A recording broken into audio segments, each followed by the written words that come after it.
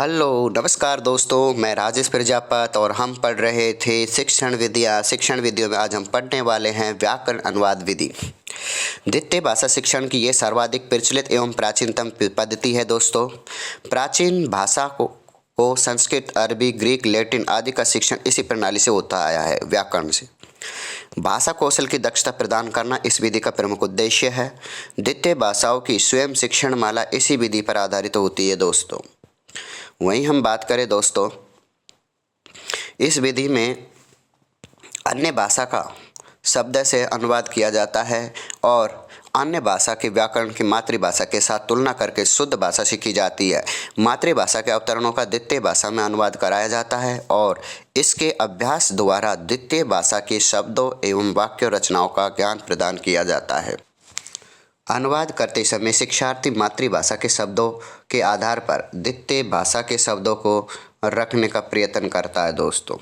इसके अंतर्गत सर्वप्रथम द्वितीय भाषा के व्याकरण का ज्ञान करवाया या पढ़ाया जाता है।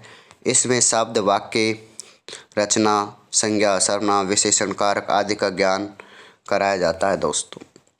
संस्कृत पढ़ाने में भी इसी व्याकरण विधि का अनुसरण किया जाता है। किसका? व्याकरण अनुवाद विधि का। इस विधि में बोलने की अपेक्षा लिखने और पढ़ने पर तथा भाषा की अपेक्षा भाषा के तत्वों के ज्ञान पर अधिक बल दिया जाता है दोस्तों। इसके दोष देखते हैं दोस्तों, इसके अंदर दोष क्या आते हैं दोस्तों। अनुवाद में समानार्थी शब्दों के ढूंढने की समस्या के अतिरिक्त भाषा के गठन की भी समस्या है। दो भाषाओं के गठन समान नहीं होते दोस्तों। सही अनुवाद वही व्यक्ति कर सकता है जिसका दोनों भाषाओं पर पूर्ण अधिकार होता है। अतः व्याकरण एवं अनुवाद पद्धति द्वितीय भाषा शिक्षण की वैज्ञानिक पद्धति नहीं है दोस्तों। इसको हम अमनोवैज्ञानिक कहेंगे दोस्तों। भाषा शिक्षण का अधिकांश समय व्याकरण ज्ञान से समाप्त हो जाता है दोस्तों। किससे हो जाता है? व्याकरण ज्ञान से हो जाता है। इस पद्धति से व्याकरण ही अध्ययन का मुख्य विषय बन जाता है। इस पद्धति में मौखिक अभ्यास की उपेक्षा होती है। 18वीं सदी में जॉन बेसडो ने व्याकरण पद्धति का विरोध किया। व्याकरण पद्धति का विरोध किसने किया था भाई? जॉन बेसडो ने किया था 18वीं सदी में, और कहा कि भाषा शिक्षण में पहले बोलने और पढ़ने पर बल देना चाहिए, व्याकरण पर बाद में।